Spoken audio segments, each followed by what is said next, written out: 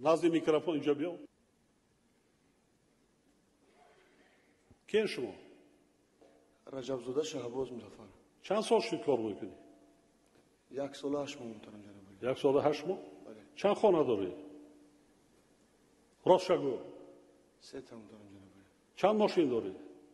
1 تا. 1 تا نه، راست شگو. محترم من دارم دستم. فهمیدم و 2 تا من است، 1 تاش از من است محترم جناب عالی. 1 تاش به نام دیگر، 1 تاش به نام خودت. چند سال میستد ماشین؟ چند زبانی خارجی را میدونی؟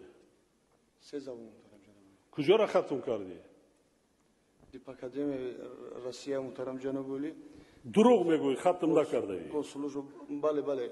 ختم نکردی، دروغ نگو. بله ختم کرده نیستم محترم جناب عالی. با سبب های پیشت کردن برای نداشتن سواد. چرا از نام فرزندان رهبر دولت میزنی؟ همین کادر جوان گناهت از موی سرت زیاد است. فهمیدی؟ در کدام ساختاری کار کردی از جای تو جزا قطعی پیشت کردن.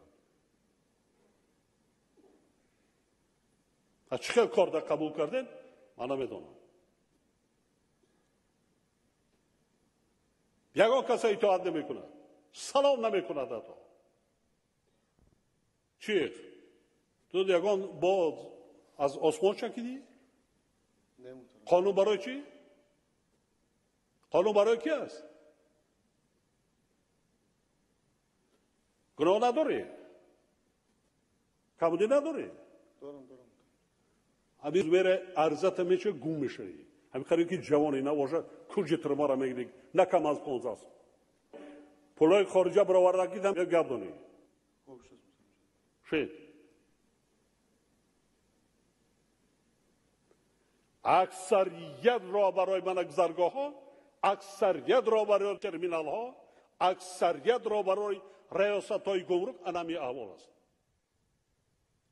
شخصان عادی نیستم.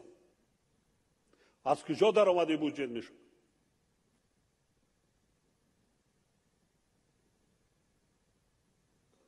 کجا را نگاه میکنید شما؟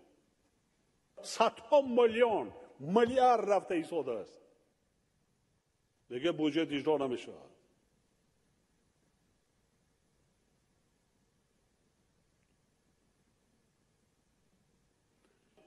آموزگار 10-12 ساعت روزی دراز وای میکنه 700 تومان میگیره. اجرای این کارها برای تاجیکستان همچون کشور